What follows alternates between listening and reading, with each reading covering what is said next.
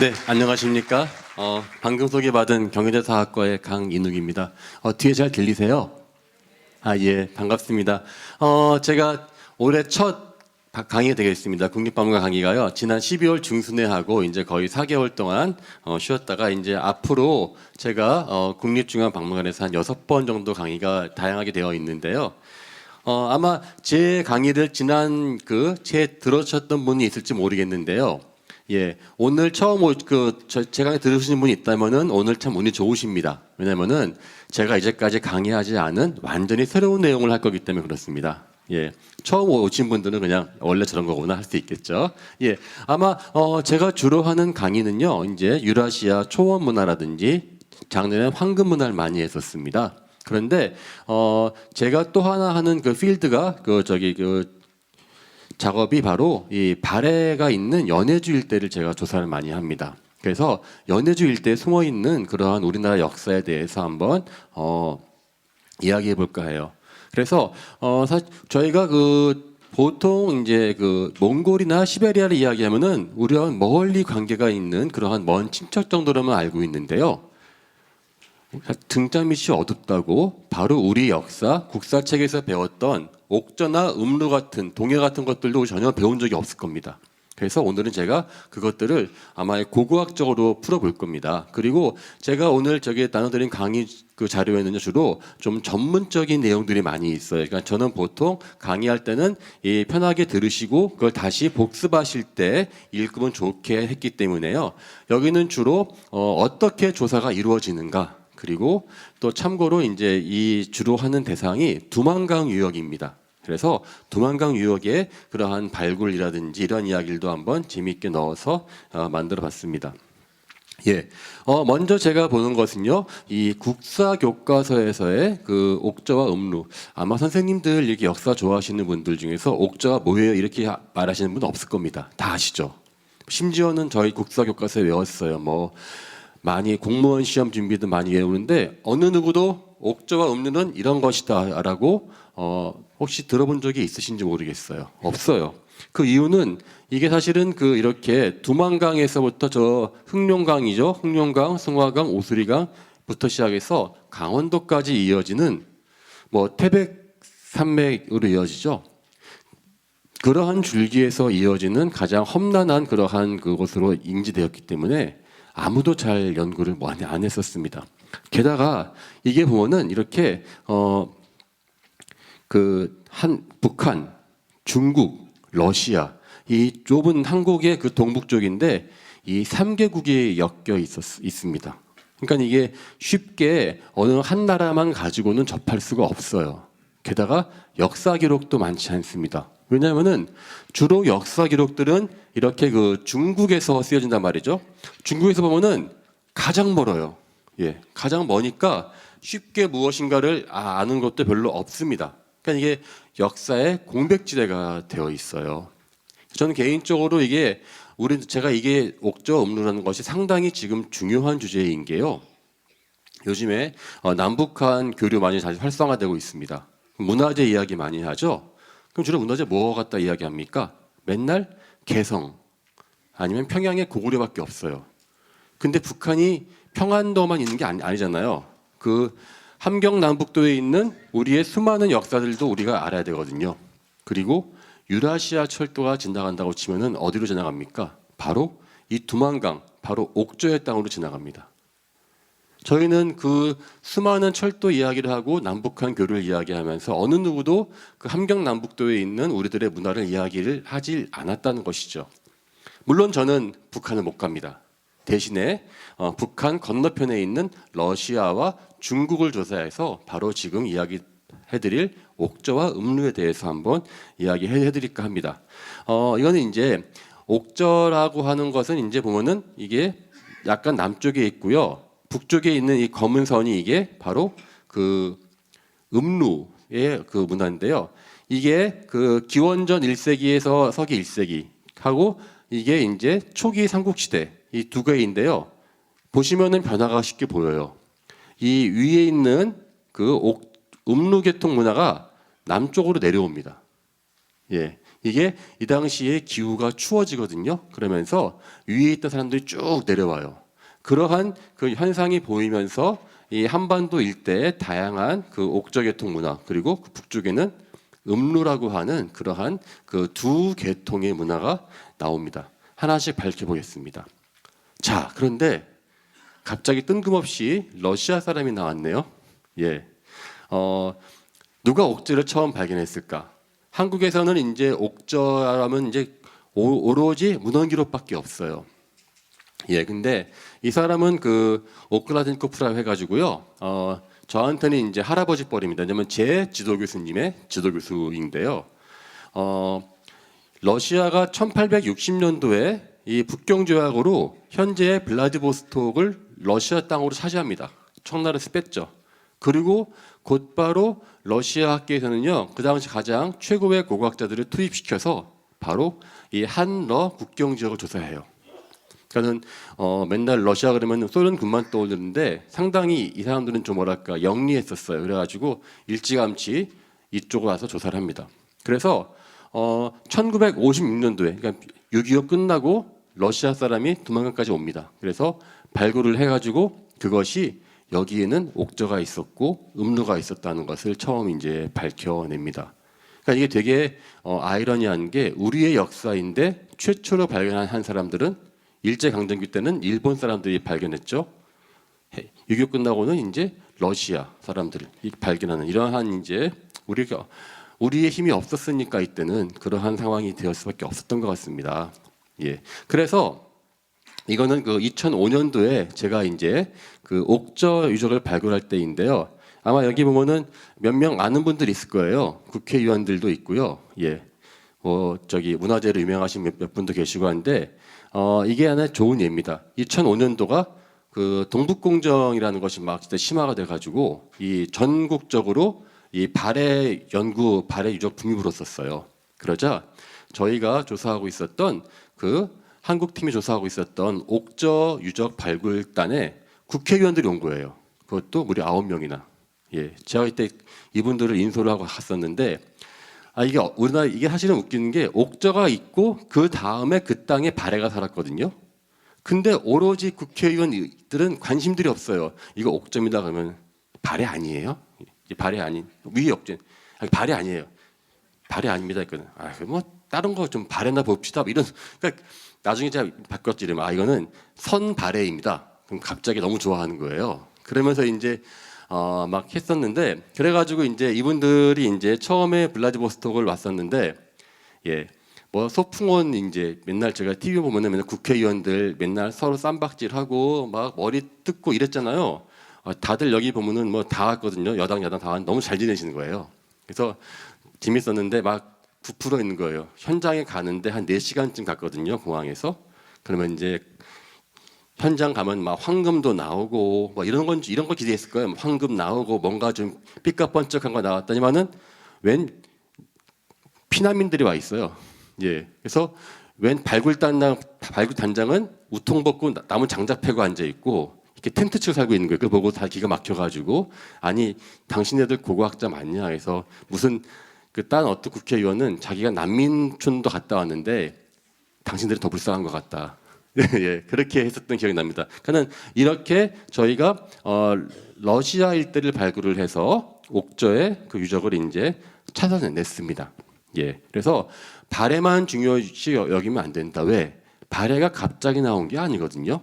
두만강 일대에는 그 전부터 계속 한국사에서 한 일부분이었던 옥저가 있어 왔었어요.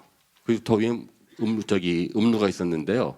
음루 같은 경우는 뭐 직접적인 영향이 없다고 이야기하지만은 사실 음루가 나중에 말갈이 돼요. 말갈족은 나중에 뭐가 됩니까? 여진족이 돼요. 그리고 청나라를 이룩하는 중국사의 큰 축이 됩니다. 그 모든 역사의 축들이 바로 우리가 변방으로 치부했었던 이 두만강 일대에 나왔던 것이었죠. 그러니까 저희는 옥저와 발해를 중국에서는 같이 조사는 꿈도 못 꾸니까 이렇게 러시아에서 이제 발굴을 하는 그러한 이제 그 작업을 통해서 자료를 얻었습니다.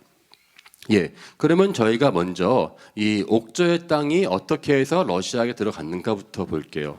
사실은 이게 그 고고학이라는 것이요, 고대사가 아주 옛날을 이야기하는 것 같지만 사실은 그렇지 않습니다. 왜냐하면은 옛날과 현대는 이어져 있어요. 그래서 이 연해주 땅이 왜 러시아 땅이 되었는가? 1860년을 거슬러 올라가는데 그때 아마 이 북경조약이라는 게 체결됩니다. 이게 한 어리석은 왕이 하나 있으면은 역사가 어떻게 되는가를 보여주는 좋은 예인데요. 이때가 청나라 말기였거든요. 그러니까 청나라 말기 때 그 한풍제라는 그 황제가 이 러시아는 땅으로 내려오니까 그들과 국경을 맺지 않습니까? 근데 적당히 막는 것이 아니라 러시아하고 한국이 한 번에 이어지게 국경을 했어요.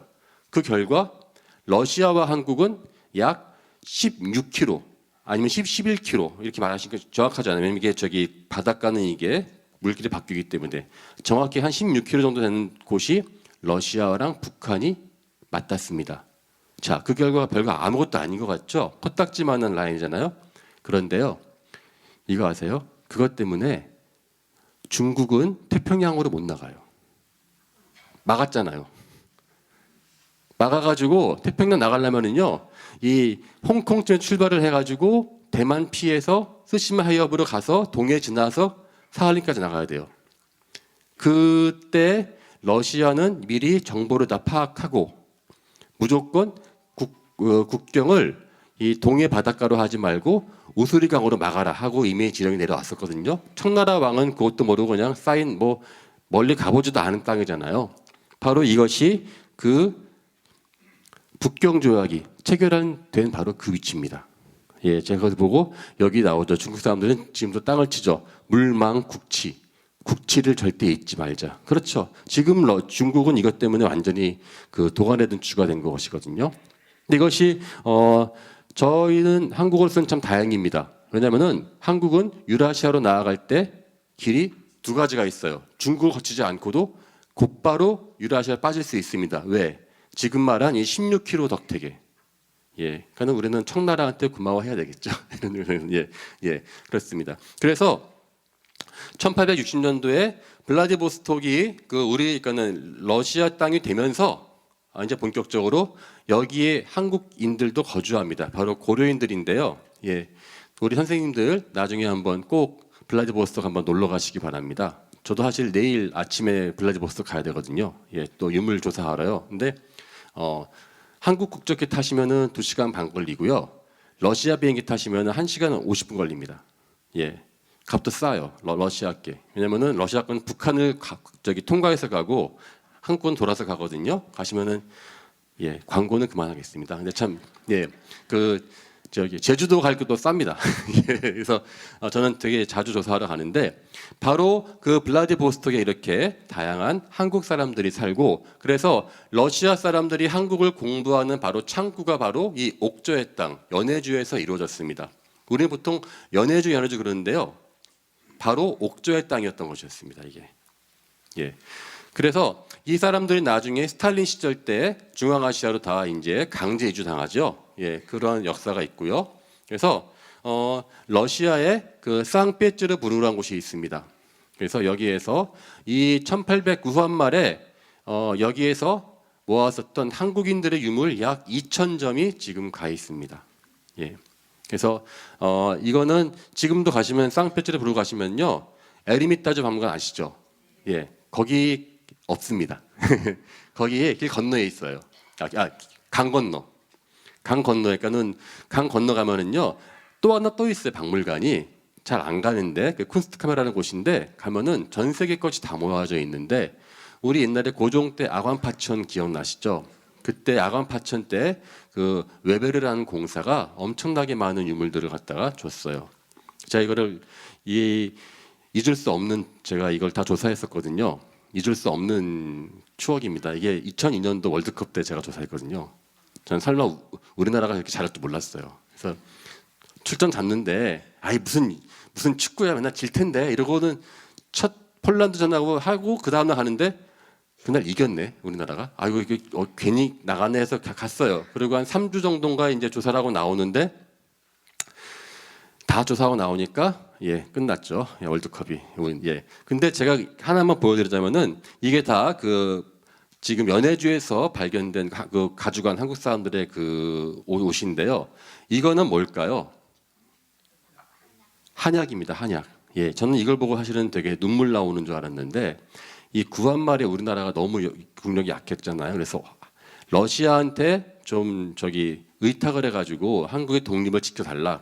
그런 식으로 해서 이 웨베르 공사한테 엄청나게 많은 그러한 정성을 들였다고 해요. 근데 이 사람이 다시 본국 돌아간다니까 혹시 친한파인데 가다가 아프거나 어떻게 되면 안 되잖아요. 그래서 한약을 고이고이 다 싸다 주신 거예요. 근데 고이 싸고는 여기다가 다 빽빽하게 러시아 말로 다 적은 거예요. 이 용법을. 그 정석이 굉장하죠. 근데 다행히도 한 번도 이것이 뭐 안 쓰고 그냥 포장채로 그냥 여기 보관된 것이었어요. 제가 그래서 150년 만에 이걸 개봉을 했는데, 100한 20년 만이죠. 공개를 했는데, 저는 지금도 이 탁 열었을 때 그 감초 냄새 있죠, 달큰한 냄새. 이 감초, 한번 제가 먹어보고 싶었는데, 그럴 정도로 아주 생생하게 잘 남아 있었던, 그 모든 그러니까는 옥저의 땅에는 옥저만이 아니라 우리와 유라시아가 만났던 이와 같은 모든 역사가 있다는 것입니다. 또 하나 중요한 우리 역사가 있습니다. 바로 녹둔도라고 합니다. 들어보셨죠? 녹둔도 하면 누가 떠오르죠? 그렇죠, 맞습니다. 이순신 장군 역시 너무 잘하시니까 제가 막 긴장되는데요. 이순신 장군께서 여기서 주둔하셨다가 여진족을 막아내다가 이제 나중에 그 해군 수군으로 가셨는데요. 녹둔도 같은 경우는 아직 위치를 모릅니다. 이게 두만강이고 이게요. 두만강하고 러시아 땅 사이에 있는 섬으로 되어 있습니다. 근데 지금은 이 섬이 없어요. 이 섬이 나중에 그 러시아 쪽으로 붙습니다. 그리고 물길이 바뀌어가지고요. 이게 지금 현재 러시아 땅에 붙어 있기 때문에 우리나라가 어디까지인지 정확히 모르고 조사할 수가 없어요. 저는 사실 나중이라도 혹시 한국이랑 러시아랑 무슨 회담이 있다면 저는 이걸 꼭 제시하고 싶어요. 한국이 땅을 가지자는 것이 아니니까 녹둔도를 공동으로 조사하자. 그러면 거기에 옥저부터 시작해서 아마 이순신 장군께서 있었던, 여기는 고종 때까지도 보면 사람이 살았거든요. 아마 그 흔적이 나올 것입니다. 그러니까 이런 식으로 우리에게는 이 유라시아 철도가 이어지면은 단순하게 현대의 삶이 바뀌는 것이 아니라 고대사에 대한 우리의 시각이 완전히 바뀌는 거예요. 그동안에 이름만 듣고 관심도 없었던 이 지역이 가장 핫한 뜨거운 지역이 되는 것이죠. 자, 그러면 이제 그 다음 이야기입니다. 아까 제가 그랬죠. 처음에 옥저하고 음루를 처음 발견한 사람은 러시아 사람이라고 그랬습니다. 좀 신기하지 않나요? 러시아 사람이 한국말이나 한문을 알까요? 모릅니다. 근데 발굴을 하자마자 알았어요. 어떻게 알았냐면요. 혹시 우리 200년 전에 러시아 정교회 신부가 있었습니다.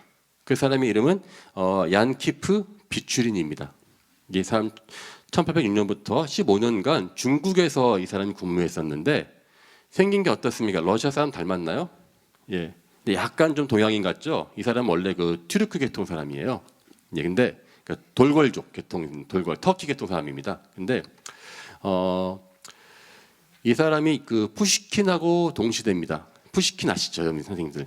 삶이 그대를 속일지라도 뭐 팔자련이 해라 뭐 이런 거 있지 않습니까?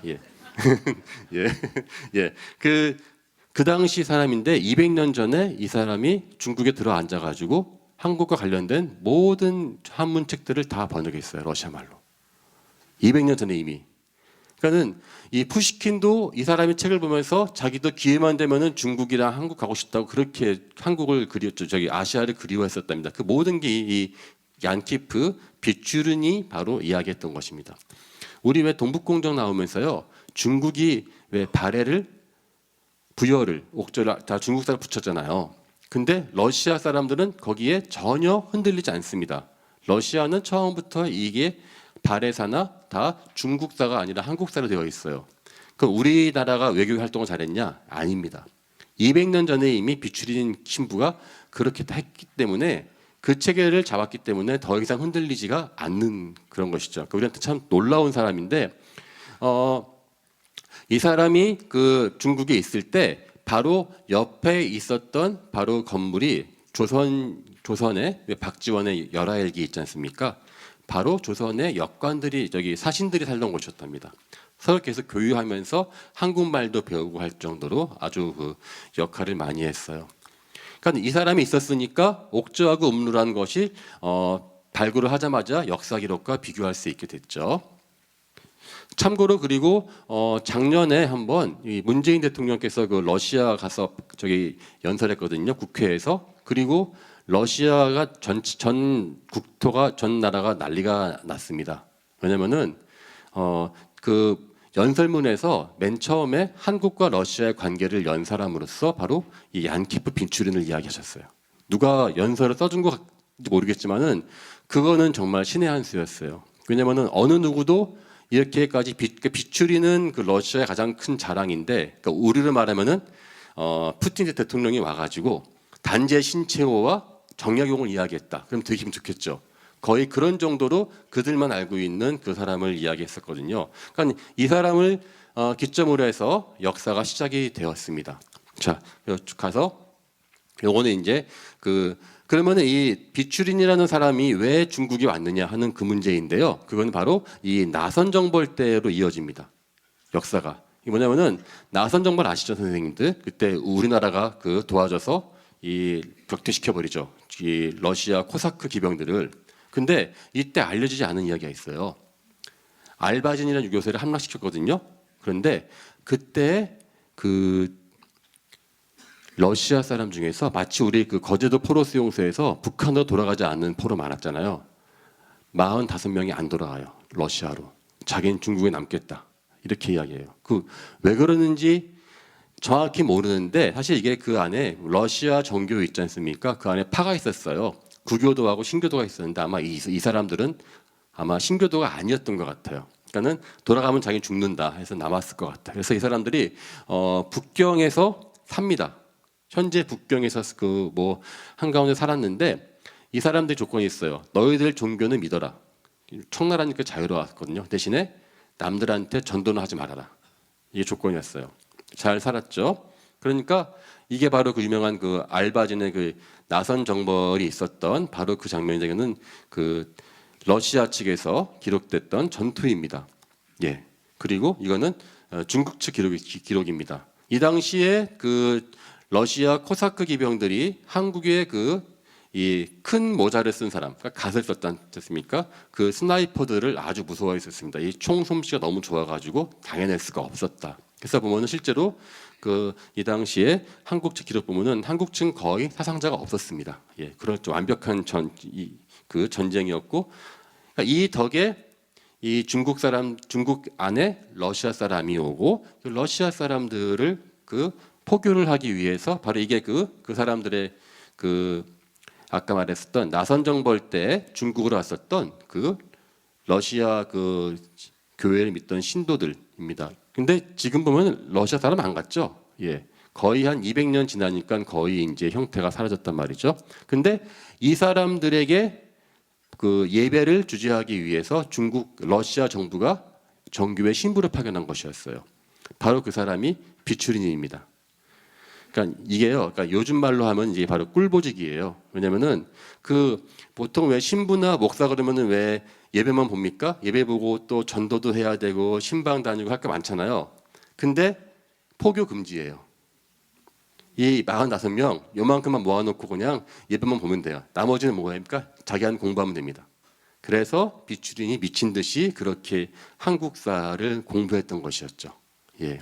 그러니까 이게 이제 그 마지막 남았었던 그 러시아 정교회 신부 보겠습니다. 그리고 또 하나 이게 이제 그 나선 정벌을 지금 러시아 측에서 발굴하고 있습니다. 예, 그러니까 이것도 저는 뭐 이거는 저희 옥자와 관계 없는 건데요. 나중에 한번 저희도 한번 보면은 우리 조선인들의 어떤 흔적이 나오지 않을까 기대를 하고 있습니다만은 뭐 이렇게 재미있는 게 나선정벌이라는 그 의미가 요즘에 다시 되새겨지고 있어요. 왜? 이 사람들은 러시아는 만주로 내려오고 싶어 했는데 여기서 막힌 거거든요. 그러면 그때 한국이 청나라를 도와주지 않았다면은 지금 국경은 현재의 흑룡강이 아니었을 것입니다. 더 남쪽으로 내려왔을 거예요. 그걸 되게 이 사람들은 아쉬워하고, 반대로 중국은 그 덕택에 이제 막았다 생각하는데 그 사이에 한국의 역할에 보통 이제 빠져 있는 경우가 많이 있습니다. 예.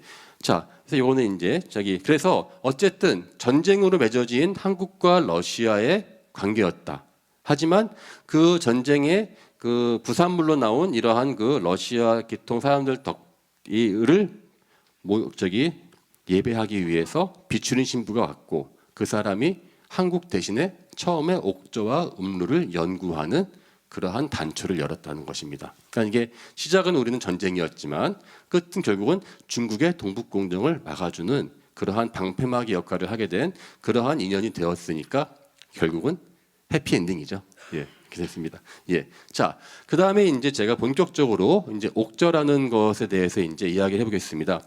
미리 이제 양해를 구할 것은요, 선생님들, 제가 그 역사책에 나오는 옥저에 대해 많은 기록이 있습니다. 저는 그거는 이번에 넣지 않았습니다. 왜?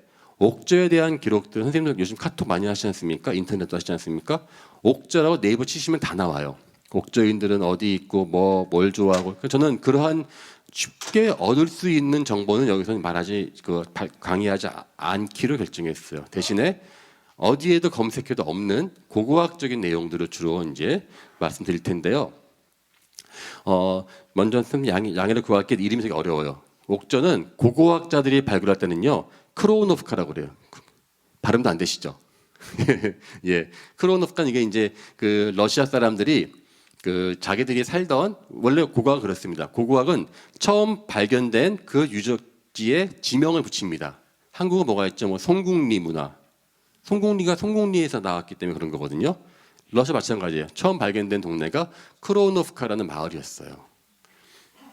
그리고 똑같은 그 문화가, 그러니까 국경을 가운데 두고 서쪽 중국 연변 쪽에서는요, 단결 문화라고 이름을 붙였어요. 그러니까 이게 제가 아까 말씀드렸지 않습니까? 이래서 어렵다고. 하나의 옥저인데 하나의 옥저를 러시아, 중국, 북한이 따로따로 연구를 해요. 서로 심지어는 교류도 안 해요. 이런 식으로 되어 있습니다. 그래서 러시아 연해주, 연변 함경북도이고요. 한반도 중부 지역, 그러니까 우리 한강 유역하고 되게 유사성이 많습니다. 이 지역이. 그래서 이따가 아마 이거 사진 보여드린 거 보시고요. 나중에 한번 올라가서 한번 선사실에 있는 톡이 보시면요, 아마 섞어 놓으면은 구분이 안 될 정도로 유사합니다. 거기다가 또 하나 이제 나오는 게 이 온돌. 예, 옥저가 전 세계에서 전 세계적으로 만약에 옥저를 한마디로만 표현하는 뭐냐면은 온돌을 최초로 발명한 곳이라고 붙일 수 있습니다. 현재까지 온돌의 고향은 옥저가 맞습니다. 더 이상 빠른 게 안 나오고요. 가장 발달되게 나왔어요. 예, 그럼 이따가 설명 다시 드리겠고요. 그 다음에 세영동검도 나옵니다. 세영동검. 한국과는 이쪽 남한과 관계가 아주 많기 때문에 그렇죠. 예, 요것들은 그냥, 그리고 사실 저희가 이게 국립박물관쯤 되면 이제 워낙에 거의 준 전문가 기치이기 때문에 제가 좀 이렇게 PPT를 좀 어렵게 볼 수도 있겠는데요. 한마디로 철기가 많이 발달되었다, 이렇게만 이해하시면 되고요. 뼈도 좀 있고요. 그 다음에 청동기는 사실 많지는 않습니다. 예, 아마 사실 그 다음에 이제 그 역사 쪽으로는 북쪽에 음루와 대립하는데, 이따가 사진을 보시면 제가 뭘 말씀하시는지 알 거예요. 다릅니다. 자, 그 다음에 이제 그러면 옥저인들은 어디에 살았을까? 자, 우리 선생님들 보통 우리 그 농사 지을 때 가장 선호하는 땅이 어떤 땅이죠? 배산 임수 그러죠. 뒤에 산이 있고 앞에 강이 있고 똑같죠. 예, 뒤에 산이 있고요. 이 앞에는 강이 흐르고 있어요. 여기도 보면은 산이 있고 강이 흐르고 있습니다. 예. 근데 일송정, 우리 그 선구자에 나오는 그 일송정은 아닙니다. 이거는 같은 이름이 연변에 있는 유적인데요. 예. 참고로 왼쪽은 현재 연변, 오른쪽은 러시아입니다. 둘이 똑같죠. 예, 똑같습니다. 이 옥저인들의 그 주거지는요, 나중에 저랑 한번 다 다니시면 압니다. 어떻게 생겼다는 것만 딱 제가 몇 번 말씀해 드리면요, 먼저 가실 겁니다. 왜? 딱 보면 여기 마을 가면 좋겠어. 진짜 거기 마을입니다. 집자리의 규모도요, 한 집다리에 그 8헥타르까지 가요. 우리나라 요즘에 그러한 마을과 맞먹습니다. 그러니까 농사를 짓는 사람들이니까 평야하고 비옥한 데를 선호하고 방어하기 쉬운 곳. 예. 이게 바로 옥저인들의 그 삶이었습니다. 예. 그 다음에 이게 바로 그 온돌입니다. 온돌인데요. 이게 그 이렇게 돌을 쌓아서 기역 니은자로 해가지고요. 여기서 불을 떼요. 불을 떼면은 그 온기가 이렇게 가서 기역자로 지나가서 바깥으로 나가는 그러한, 아마 선생님들은 온돌 그럼 너무나 당연시 생각하지만요. 이게 사실은 되게 그 위험한 그 구조예요. 왜냐면은 연료를 좋게 하기 위해서 방바닥으로 불을 뗀다. 이론은 참 좋은데 이게 그 틈에서 연기 새면 뭐가 되죠? 우리 옛날에 연탄가스 중독 있지 않습니까? 딱 그런 것으로 유독가스가 이 구들에서 깨지면은 다 위험할 수가 있고요.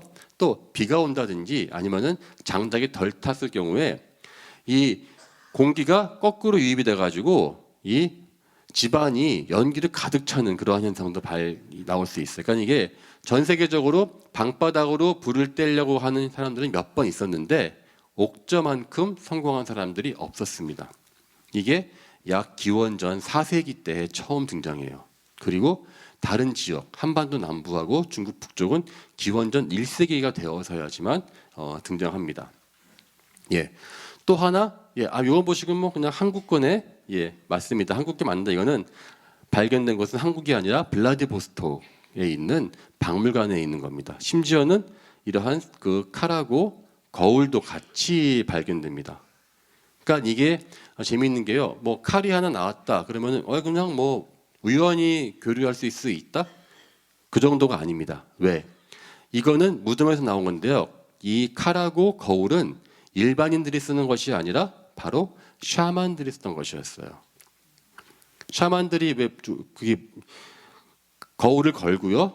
우리도 요즘도 작두 타지 않습니까? 똑같이 이 칼을 들고 이렇게 그 의식을 하는데 그 세트가 같이 나온 거예요. 이거는 우연히 온 것이 아니라 이 남한에 있는 세운동검과 같이 그러한 종교적으로 유사할 정도로 관계가 깊었다. 아마 둘 다 농사를 짓는 사람들이었기 때문에 이 한반도의 그러한 그 농경 문화라는 것이 여기까지 이어진 것이라고 볼 수 있습니다.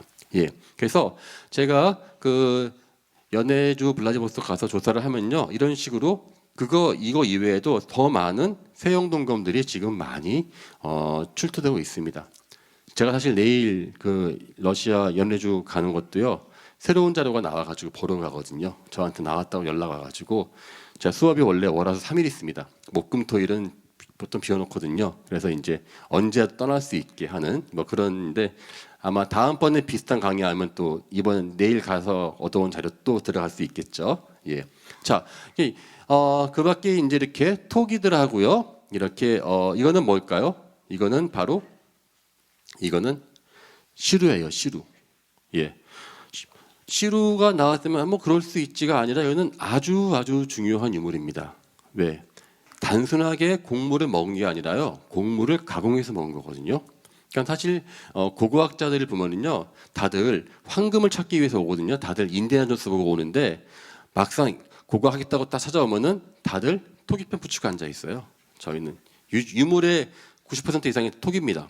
그러니까 토기 하나하나가 주는 의미를 저희는 정확히 파악하는데 이 시루가 나왔다는 것은요, 이 옥저인들이 요리가 고도로 발달했다는 것을 의미합니다. 한마디로 떡을 만들어 먹었다는 뜻이에요.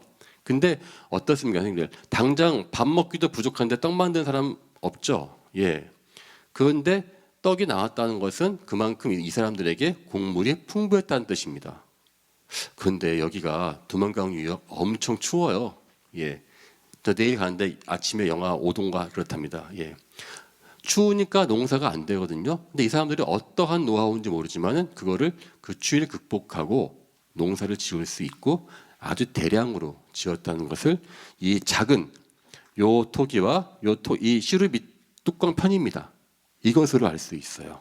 예. 그 다음에 요거는 방추차라고 합니다. 방추차. 바로 이 옷을 잡는 그러한 그 도구가 됩니다. 그래서 이것을 보고 어떻게 이 사람들이 무엇을 이제 그 어떤 옷을 만들었는가 아마 이 당시 대부분 아마 대마로만 삼배 옷을 입고 그다음에 겨울에는 가죽 옷을 입었다. 보통 그렇게 이야기를 많이 합니다. 예. 자, 그다음에 저희가 발굴했었던 예상 외의 발굴을 한번 말씀드릴까 해요. 혹시 선생님들 중에서 약간 좀 연배 있으신 분들 중에서 집에서 옛날에 제가 그 고발 안 할게요. 집에서 양귀비 키우신 분 계시죠? 예, 어렸을 때. 그래서 양귀비 이렇게 그 봉오리 즙을 이렇게 칼로 그으면은 즙이 나오는 거 모아가지고 저 고발은 안 하겠습니다. 지금은 그러시면 안 되는데 그거 드시면은 왜 배 아플 때 먹으면 낫는다고 하는 그런 그 양귀비인데 저희가 이게 이제 러시아에서 해외 발굴 공동조사를 하기 때문에요. 유물들은 모두 러시아에 주고 나와야 됩니다. 이게 뭐 우리나라 발해과도 마찬가지예요. 현재 국력이 러시아니까 그러면 저희는 여름에 발굴을 하고 그 유물을 러시아 사람한테 보냈다가 겨울에 다시 갑니다. 러시아로. 그래서 조사를 하러 가죠. 근데 저희가 아까 봤었던 온돌에서요 이렇게 그 뭉치로 그 곡물들 뭉치가 발견됐어요. 곡물 뭉치가. 그러니까 이게 다 탄화가 된 수치된 그러한 그 씨앗들이죠. 저희가 갖다 이제 그 과학원에 있는 다른 식물 연구하시는 분한테 맡겼어요. 이게 무슨 곡물인지 한번 가르쳐다오. 뭐 많아 분명히 뭐 조나 수수 뭐 기장 이런 건 줄 알았어요. 이때 아직 쌀은 안 나옵니다. 쌀은 여기는 추워서 못 기르죠. 그 다음 한 며칠 지났는데 누가 저를 찾아왔다는 거예요. 러시아 그 연구소에 앉아 있는데 하면은 아주 그냥 진지한 표정으로 당신네들 그거 어디서 갖고 온 샘플이냐 해서 아니 뭐 러시아 연해주 막 설명했죠. 진짜냐 막 캐묻는 거예요. 아니 그거를 왜 내가 거짓말을 해서 뭐 하겠냐니까는 당신네들 지금 뭐 줬는지 아냐니까는 양귀비 줬다 나한테. 그러니까는 놀란 거예요. 이게 갑자기 마약 같은 양귀비잖아요. 그래가지고 그러면 이게 옥저인들이 마약을 했단 소리냐. 갑자기 왜 버닝썬 사건 나오지 않습니까? 왜 그 알고 보니 승리는 옥저인의 후예였어. 이렇게 나올 수 있잖아요. 예. 그러면 이거 마약했냐? 내가 그렇게 근데 결론부터 말하자면요. 마약 성분이 있을 수는 있어요. 근데 세지는 않았을 거랍니다. 왜냐면은 이 양귀비고요. 추운 데서 자라는 거는 이게 약효가 없대요. 그 대신에 이게 기름이 많기 때문에 우리 깨 있지 않습니까? 깨같이 볶아서 기름이 많이 나오기 때문에 그 깨 성분을 짜서 썼을 수도 있다. 이렇게 이야기하고 아니면은 뭐 약간의 마약 성분이 있으면 그거 가지고 응급 뭐 진통제나 쓸 수 있었겠죠. 더 중요한 건 뭐냐면요. 이것이 이 옥조의 양귀비가 현재까지 발견된 것 중에서 동아시아에서 가장 빠른 양귀비입니다. 이제까지 양귀비는 실크로드를 통해서 당나라 때 왔다고 알려져 있어요. 하긴 그러니까 이름이 양귀비겠죠. 하긴 지금 들어왔으면 이름이 김태희가 됐겠네요. 자, 그러니까 그런 식으로 당나라 때 널리 유행했는데 그 전부터 이미 이 두만강변에 있었던 거예요. 그래서 이게 여기가 사실은 이 동네가 되게 춥거든요. 그러니까는 여름엔 덥고 농사가 되는데 추운 겨울 거의 반년을 어떻게 견디냐가 제일 중요한데 아마 이 사람들은 기름을 짜고 다양한 그러한 이 곡식들과 약초들을 개발해가지고 겨울을 지내고 가정 상비약으로 썼을 것 같습니다. 전 이게 바로 이 추운 지방에서 견뎌냈었던 바로 이 한국인들의 강한 의지를 보여준다고 생각을 해요. 그래서 관련돼 가지고 제가 이제 발굴을 하다 보면은 재미있는 현상을 발견합니다. 발해 사람들 유적지죠. 바로 그 밑에 층에는요 거의 예외 없이 옥저인들이 있습니다. 층이 다 똑같으니까 이 한 층을 두고 밑에 왔다 갔다 하니까 한국인들이 좋아하는 땅은 똑같은 거예요. 그리고 그 발해인들의 성터에는 거의 예외 없이 반드시 고려인들의 흔적이 있습니다.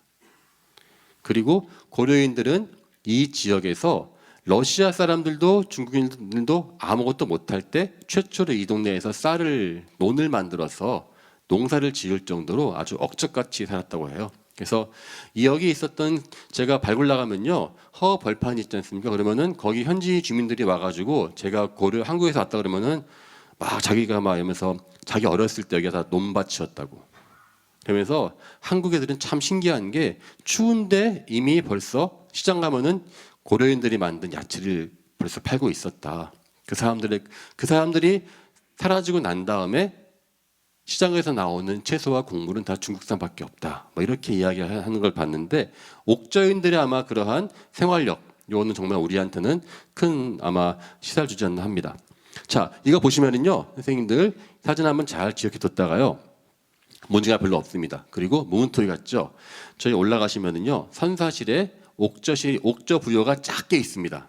거기에 바로 이 토기가 있습니다. 물론 이 토기가 아니라 이것과 똑같은 것이 일제강점기 때 북한에서 발견된 것이 전시되어 있습니다. 처음에 이제 이 발굴했을 때 무문토기 닮았지 않습니까? 예, 이것이 바로 우리나라 한강 유역, 춘천이나 강원도 일대에서 보이는 것과 거의 똑같습니다. 저는 그래서 이 옥저인들이 나중에 이 강원도까지 내려와서 동해하고 예맥이라고 보통 이 동네에서 이야기하죠. 그 사람들이 되었을 것이다라고 봅니다. 예, 그럼 이건 뭘까요? 혹시 이게 그 진정한 의미의 흙수저? 예, 이거 아니 역시 옥저인들은 잘 못 살았나 봐. 흙수저가 있어. 예, 이거는 철기 있죠. 제철할 때 쓰는 그 국자입니다. 주물, 그 쇳물을 갖다 붓는 국자고요. 여기 보면은 이 재미있는 게 있습니다. 이렇게 받침이 있는 토기가 있습니다. 이거를 우리는 고배라고 보통 우리 이야기하죠. 가야에서는.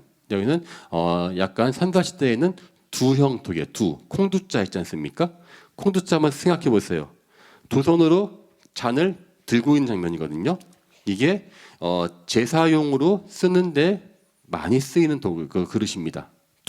그래서 이따가 보겠습니다만은 옥저인들은 두형 토기를 이러한 두를 쓴다고 되어 있습니다. 그런데 음루인들은 이러한 그 두 받침 있는 토기가 없다라고 되어 있어요. 역사 기록에. 그리고 고고학 발굴을 해보니까 실제 그랬어요. 실제 음루인들은 이게 안 나옵니다. 예, 이 토기가. 그러니까는 한 2000년 전에 썼었던 역사 기록에 잘 들어맞는 셈이죠. 예, 요거는 이제 다양한 석기들인데요. 우리가 알고 있는 반어령 석도라고 하는 반달 모양 돌칼도 있고요. 예, 아마 땅을 팔 때 이게 아마 요거는요 일종의 그 돌삽입니다. 그러니까 험한 땅을 파기 위해서 썼었던 그러한 도구예요. 그러니까는 철기를 썼지만 여전히 석기도 썼습니다. 왜? 워낙에 땅이 거칠기 때문에 그 귀한 철을 썼다 금방 망가지니까 여전히 돌을 썼던 것입니다. 방주차 아마 이것으로 아까 말했던 것처럼 칠을 뽑아가지고 만들었을 것입니다. 예. 그러면 이제 그 다음 이야기는 옥저인들의 특징 중 하나인 바로 이 온돌 이야기를 좀 해볼까 해요. 온돌은 전 세계적으로 재미있는 게요. 온돌과 비슷한 그러한 물건들을 몇 번 만들어 본 적이 있습니다. 여기다도 뭐 신석기 시대 때 한번 나온 적이 있고요. 로마도 있고 심지어는 얼마 전에는 알라스카 있죠. 알라스카에서도 온돌이 발견되었어요. 어쩌면은 옥저의 온돌이 세계 최초가 아닐 수도 있습니다. 근데 그건 중요하지 않습니다. 왜? 이 사람들은 최초는 모르겠으나 현재 있는 온돌을 퍼뜨린, 보급화시킨 바로 그 주인공이 바로 이 사람들이기 때문에 그렇습니다. 스마트폰 하면 선생님들 뭐가 떠오르죠? 애플 아니면 갤럭시 예, 그렇죠. 그러면은 그 스티브 잡스가 스마트폰을 처음 개발했냐? 아마 그 사람은 그거를 보급시켰습니다. 개발은 다른 사람이 했죠. 근데 옥저인들의 온돌은 전 세계 한국에 남아 있는 모든 온돌의 기원이 되었습니다. 그러니까 이거는 역사적으로 아주 큰 의미가 있는 것이죠. 그럼 이 사람들이 온돌을 왜 만들었을까? 예, 아까 말한 것처럼 겨울에 진짜 추워요. 여기는. 그래서 그 겨울을 나는 방향을 고민해야 됩니다. 가장 최고의 열 효율을 자랑하면서 그것을 이 사람들이 겨울을 날 수 있어야 되겠죠. 그래서 밥을 지으면서 그것을 난방하는 온돌을 개발합니다. 이 옥저인들의 온돌은 상당히 성공적이었던 것 같습니다. 그리고 다른 그전에 있었던 온돌과 달리 사방으로 퍼져나갑니다. 가장 먼저 이 온돌을 수입한 나라가 어디였을까요? 동아시아에서 가장 우리가 예상치 못한 곳입니다. 바로 바이칼입니다. 바이칼 지역에 누가? 흉노가 이 그 옥저의 온돌을 수입합니다. 그래서 기원전 1세기 때에 바이칼 지역에 흉노인들이 성을 만들어요. 성터.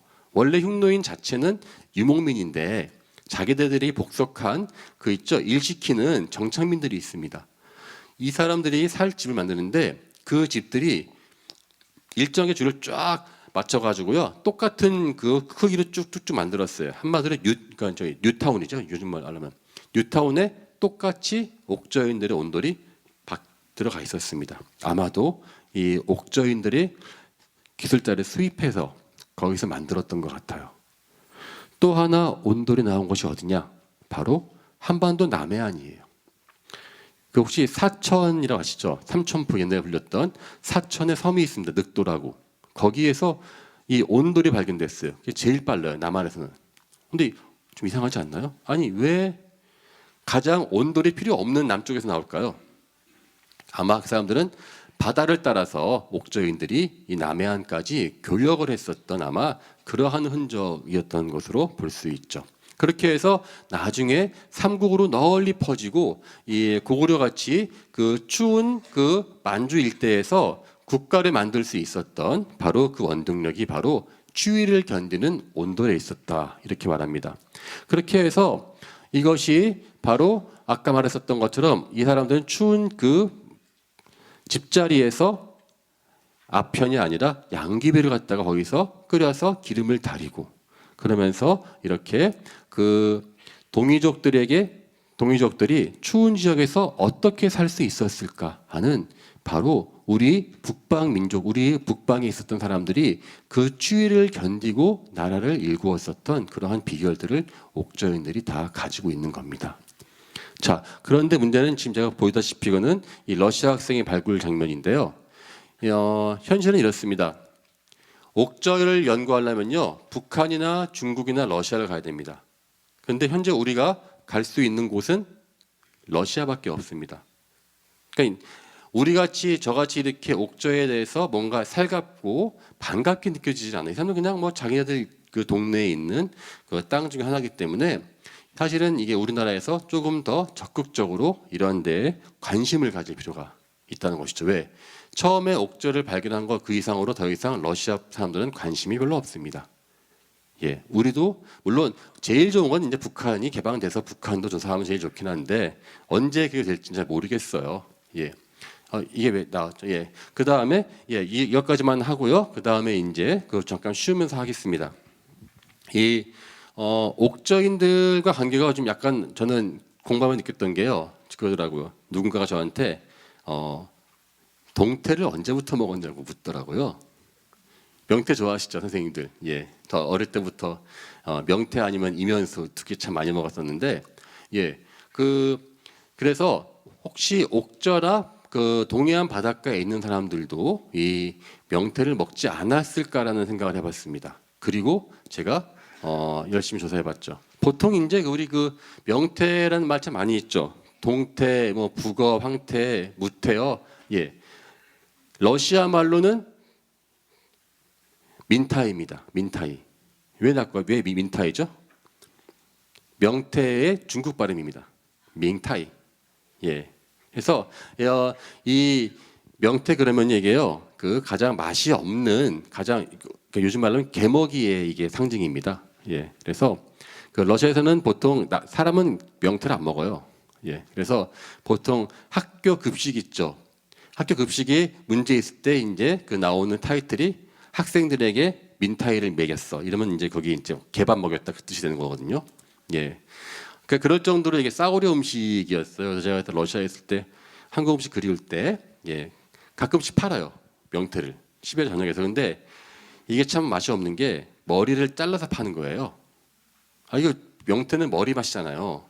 북어대가리. 근데 그래서 왜 잘라 파나 이랬더니만은 그 냄새가 나기 때문에 못 먹는다. 그래서 제가 막 불평하니까 거기 있는 그 지나가시던 어떤 그 다른 아주머니가 그 시내 가면은 그 도매시장이 있다. 가면은 그 머리채 있는 그 민타이를 판다. 가서 사와서 먹어봐라. 진짜 가봤어요, 한번. 가서 한 무더기 사왔어요. 머리 달린 걸. 그러니까 그제서야 이제 동태찌개 맛이 나오는 거죠. 잘 먹었다고 영호사가 자랑을 막 했어요. 제가 드디어 진짜 동태를 구했다. 대가리까지 있는 걸 먹었다. 이거는 별로 표정들이 안 좋고 한 이틀 있다가 절 불러요. 저기 그 연구소 소장님이 앉아보라고 하시더니만은 네가 요즘에 돈이 없어가지고 개먹이를 먹는다는데 집안에 뭔 일이 있는 거 아니냐? 예, 뭐 괜찮냐 집안은? 그래서 아니 뭐 별일 없고 그러니까는 하여튼 알았다. 그러고는 그 다음 달부터 제 월급이 한 30% 올랐던 기억이. 예.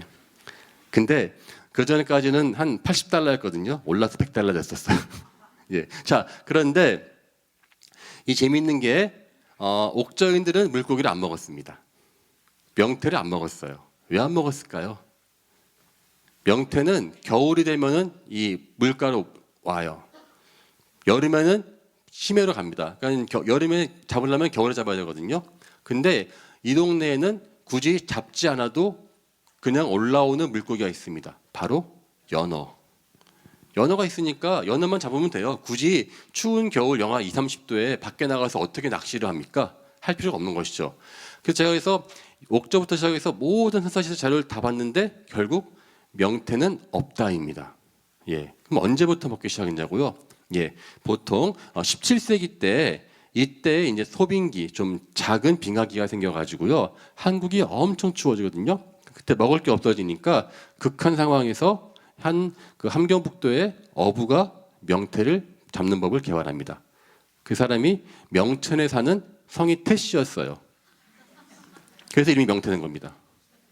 그렇죠. 우리는 치, 붙잖아요. 꽁치, 뭐 참치인데 왜만 명태냐 그랬답니다. 그래서 그것이 결국은 우리가 너무나 익숙하고 있는 한 바로 그 문화가 결국은 우리가 이 추운 이 지역으로 진출을 해서 살아남기 위해서 억지로 잡았던 바로 그 긴박한 삶의 투쟁이 녹아 있는 바로 그 물건이 바로 명태입니다.